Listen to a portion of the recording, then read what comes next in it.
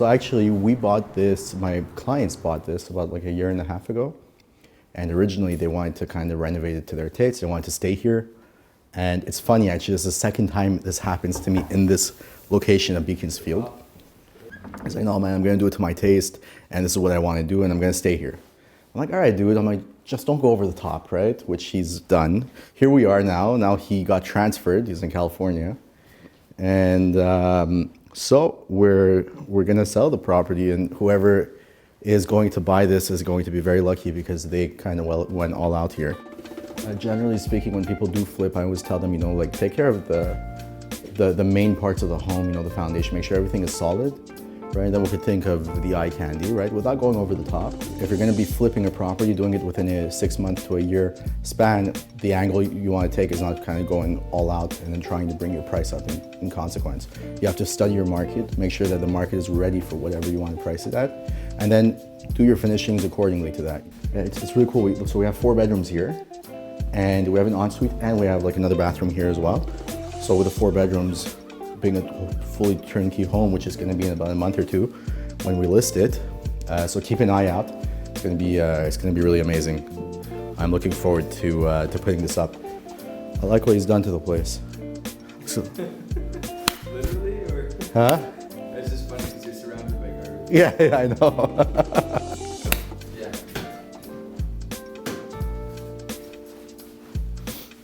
Good. Just kind of want to check the lighting here. Like, they put lights everywhere. I love pot lights. Pot lights, you know, everybody who knows me, they're like, you're a pot light, how do you say this? A fanatic. There you go. They use another term, which I'm not gonna use here right now. So, I'm not gonna touch any of these tools. Let's get out of here. I saw what I needed to see. Il y a une question qui m'a été posée, c'était une question qui m'a été posée en français. Alors j'aimerais répondre en français. C'était concernant les négociations, puis comment on procède avec les négociations, puis l'art de la négociation, disons. Alors, c'est certain qu'on ne sait jamais comment on va procéder dans une négociation. Tout dépend de l'offre qu'on reçoit, puis les conditions du marché aussi en même temps. Alors nous, ce qu'on fait, c'est qu'on regarde la situation, puis tout dépendamment de qu'est-ce qui se passe, si on a comme des offres multiples, puis on représente le vendeur, bien on va procéder différemment qu'un acheteur dans la même situation. Ou sinon, si on est dans une situation où on a été sur le marché pendant longtemps, puis là, tout à coup on a un acheteur, bien c'est certain qu'il y a un compromis à faire.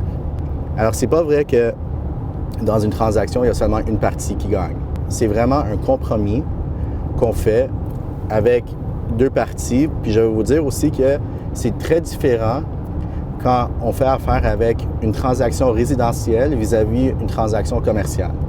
C'est intéressant, après des centaines de transactions, je vous dis que chaque négociation va procéder très différemment. Alors c'est vraiment du cas par cas. I have a visit. I'm going to go in, come back. See you guys later.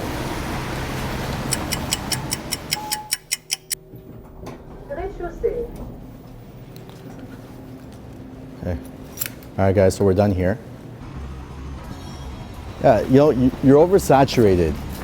It's not just about, you know, having a condo in a location. It has to have like that little it factor for it to be able to kind of stand out. So you kind of keep that value as time goes on. That's what it's about, because we do have a lot of condos in this one area.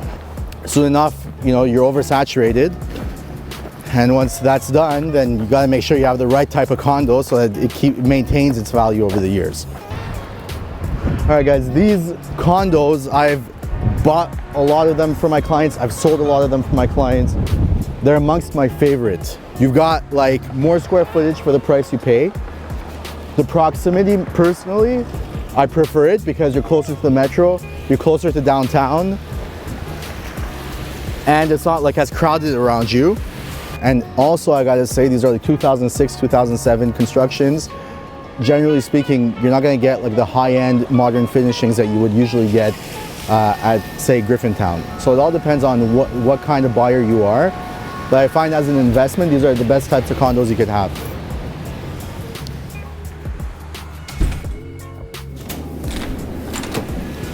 All right, so downtown visits are finished. Let's get out of here. I always love coming to the city, man. Hey, buddy, how are you? What's going on, buddy? You doing good? What happened? What happened to you? What? happened? Oh man, everyone's calling me today about that. Long story short, I went in, so it was just my luck, I guess. I went in to get an estimate for an earlier, like a hit and run. It was something small, like I had like a bit of a dent in the car. Oh my God, you already had a hit and run and you went to get an estimate and you got hit? Yeah. I'm actually going to Nuns Island right now. The casino is on the way. Maybe I should stop by. What do you think? Exactly, bro. I'm ready to transfer you some money too so you can pay for it. Good, man. Send it over. Exactly. You seem to be in good spirits today, so that's good. Yeah, yeah. Even with the day that you had yesterday. Always, man. You can't let that phase you. You gotta keep that smile on. Exactly. That's it. You know how it is. Okay, buddy boy. Okay. All right, buddy. Those two clients that I referred to contacted you? No, they did not actually. I get referred a lot of clients.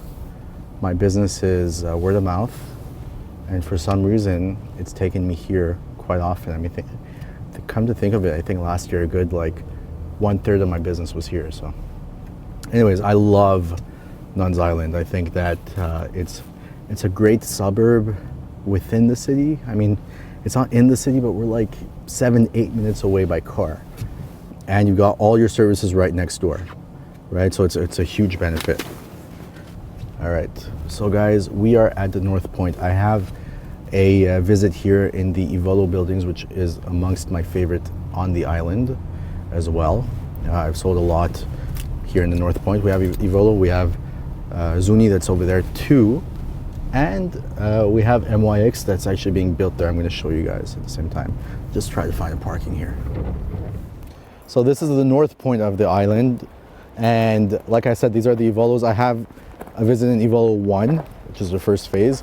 Over here, they're going to be building the MYX, and there's going to be some townhouses here too. And right there is where the train station is going to be going.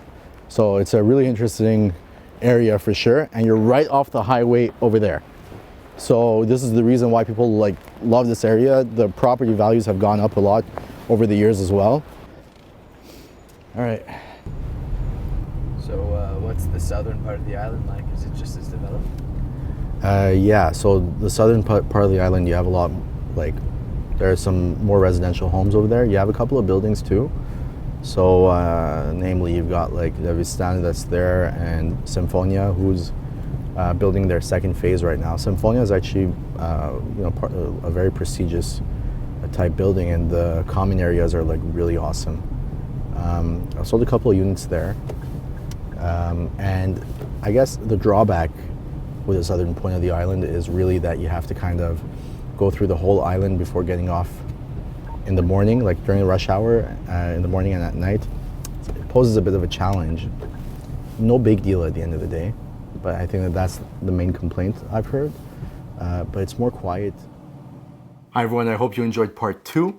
Part 3 is coming next week. Hit subscribe, follow me on Facebook, follow me on Instagram. See you next week.